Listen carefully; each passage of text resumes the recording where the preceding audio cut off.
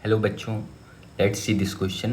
The question says a particle executing simple harmonic motion, if its potential energy and kinetic energy is equal, then the ratio of displacement and amplitude will be. 4 option दिया हुआ है. Question में कहा जा रहा है एक particle SHM execute कर रहा हो, उसका पोटेंशियल एनर्जी और काइनेटिक एनर्जी किसी पॉइंट पर जाके इक्वल हो जा रहा है. तो हमें फाइंड करना है रेशियो डिस्प्लेसमेंट और एम्पलीट्यूड का. की concept of the question is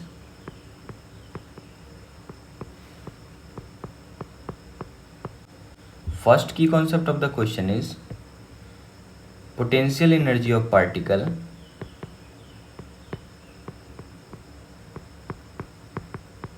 in simple harmonic motion,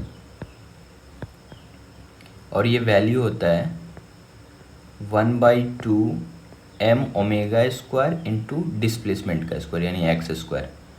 and second की concept of the question is kinetic energy of particle in SHM.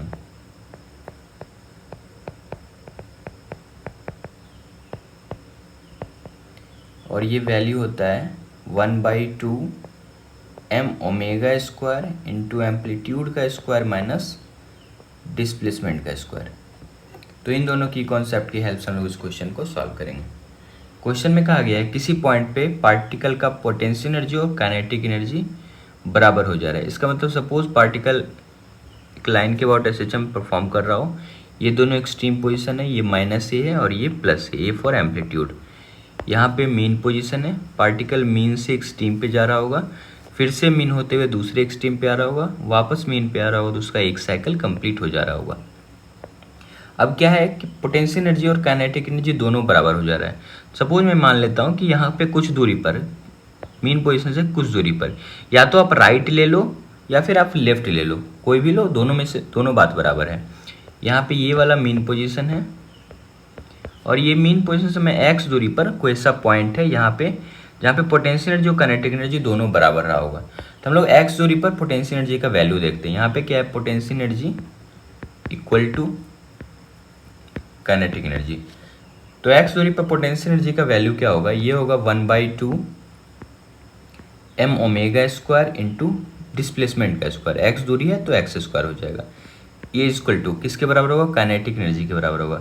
Kinetic energy क्या लिख सकते हैं, 1/2 m ओमेगा स्क्वायर और ब्रैकेट के अंदर एम्पलीट्यूड का स्क्वायर माइनस डिस्प्लेसमेंट का स्क्वायर. तो इस वैल्यू को हम लोग सिंप्लीफाई करके इसमें हमें पता चल जाएगा कि डिस्प्लेसमेंट का वैल्यू क्या है. तो यहाँ से आप देखोगे 1/2 से 1/2 कट रहा है, m से m कट जाएगा, ओमेगा स्क्वायर से ओमेगा स्क्वायर कैंसिल आउट हो जाएगा. तो यहाँ से आ जाएगा x square is equal to a square minus x square. ये x को मैं इधर लाऊँ तो ये हो जाएगा 2x square is equal to a square. तो यहाँ से x square is equal to a square by 2. तो x का वैल्यू हो जाएगा plus minus a by √2, a/√2. ये x का वैल्यू आ गया. अब हमसे पूछा जा रहा है क्वेश्चन में रेशियो किन के बीच का, डिस्प्लेसमेंट एंड एम्पलीट्यूड के बीच का रेशियो. तो यहाँ से अगर हम लोग रेशियो फाइंड करें तो डिस्प्लेसमेंट हमारे पास कितना आया है, a/√2 और इसका डिवाइड कर देंगे एम्पलीट्यूड से यानी a से. या प्लस माइनस ये दोनों लिख सकते हो क्योंकि एम्पलीट्यूड दोनों साइड होगा, ये प्लस ए में जब भी जाएगा और ये माइनस ए में भी जाएगा. तो ए से कैंसिल आउट हो जाएगा, तो ये वैल्यू हो जाएगा 1/√2. So the correct option is option number first. Hope you understood it well. Best of luck. Thank you.